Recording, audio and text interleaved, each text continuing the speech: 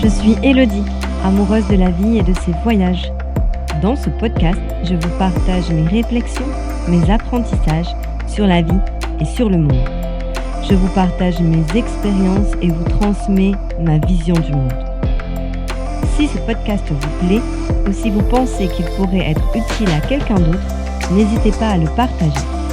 Et si vous voulez juste me soutenir, n'hésitez pas à le liker ou juste mettre un commentaire. Bonne écoute!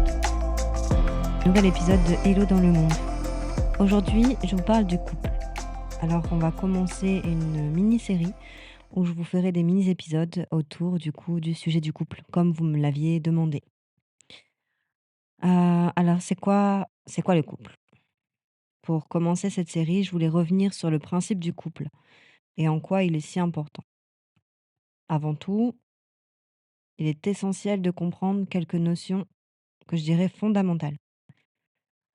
La première, c'est que la relation de couple est plus intense, et la plus intense, et la plus complexe de toutes les relations interpersonnelles. Pourquoi? Parce qu'on est profondément touché par cette relation. L'autre, dans le couple, il va venir réveiller nos blessures. Il va nous confronter à notre propre intériorité plus que n'importe qui d'autre. Déjà, dans toutes les relations humaines, un principe clé est que l'autre agit comme un miroir. Chaque être humain nous reflète une part de nous-mêmes et nous agissons aussi comme un miroir pour lui. Nous vivons à travers l'autre parce qu'il nous permet de nous sentir vus, reconnus, exister.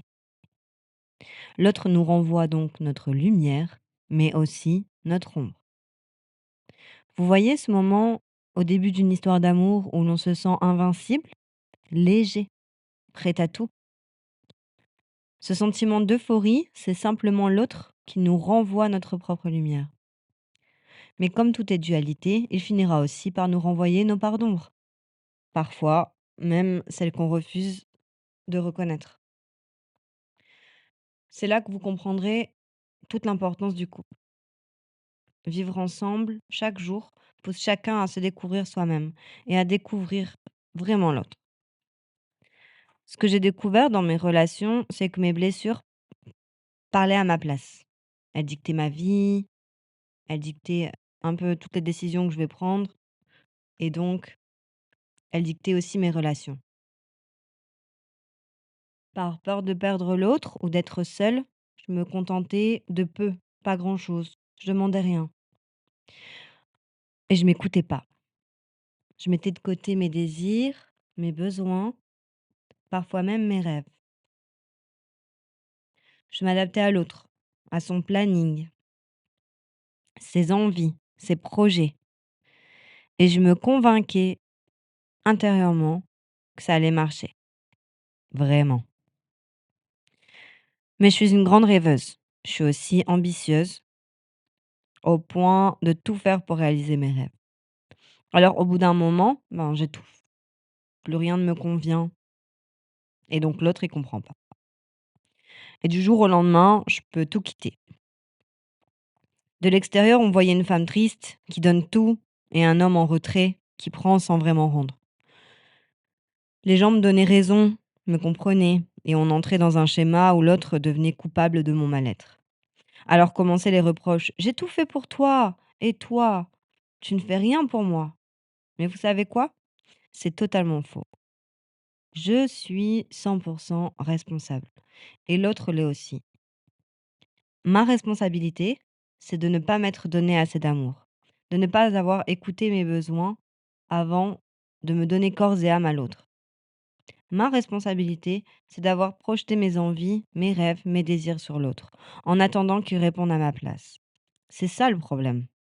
Tu ne peux pas attendre de l'autre qu'il réponde à tes besoins. Lui, sa responsabilité, c'est de s'être laissé porter dans une situation très confortable. Sans rien demander, quelqu'un a anticipé tous ses besoins, même avant qu'il ait le temps d'y penser réellement. Vous voyez où je veux en venir? On crée cette situation à deux. Et bien souvent, elle est vouée à l'échec, sauf si la relation est déséquilibrée de base, en termes soumis-dirigeants, et que chacun s'en accommode. Donc l'idée ici, c'est de comprendre que la base de tout, c'est ça, apprendre à répondre à ses propres besoins. Et c'est difficile parce que c'est plus simple de transférer la responsabilité à l'extérieur. Je vous donne un exemple. Parfois, je tournais en rond pendant 1 heure avant de faire du sport. Et au final, je trouvais toujours une super excuse pour ne pas y aller, pour ne pas le faire. Et ensuite, eh bien, on fait quoi? Eh bien, on reproche à l'autre de ne pas être motivant ou pas assez sportif. Soyons honnêtes. On est tous déjà passés par là, non? C'est en acceptant ça qu'on peut commencer le vrai travail, le travail de l'ombre. Alors, où je veux en venir? Un couple, c'est 2 personnes, 2 êtres, 2 âmes, chacune avec ses besoins, sa personnalité, ses rêves. 2 personnes qui existent pleinement par elles-mêmes, individuellement. Et le couple, c'est ce qu'on va construire à 2, une sorte de troisième entité. Quelque chose que l'on va nourrir, faire grandir, élever, comme un enfant. Je n'existe donc pas à travers l'autre. J'existe par moi-même et ensuite on compense ensemble. Souvent, j'utilise des métaphores et je voudrais utiliser la métaphore musicale. Imaginez un chanteur et un musicien qui décident de créer un morceau ensemble. C'est en apportant chacun leur talent, leur personnalité, leur unicité qu'ils vont créer une œuvre unique. Mais si le chanteur commence à demander au musicien de lui apprendre à mieux chanter, ou l'inverse, eh ben, il y a un problème. Bon, parfois ça marche, mais 80% du temps, c'est voué à l'échec.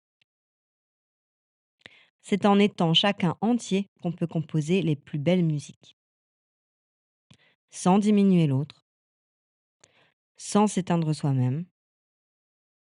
Alors, voyez le couple comme une belle musique, parfois forte, puissante, vibrante, parfois plus douce, plus mélancolique, mais toujours agréable à l'oreille. Voyez-vous comme ça.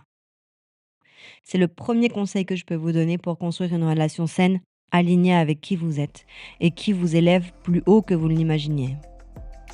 Et si je peux ajouter un petit mot de la fin, arrêtez de choisir votre moitié avec une checklist en main. Laissez la vie vous surprendre. Croyez-moi, tout est écrit. Mais ça, on en parlera dans le prochain épisode. Je vous dis à la semaine prochaine, avec amour.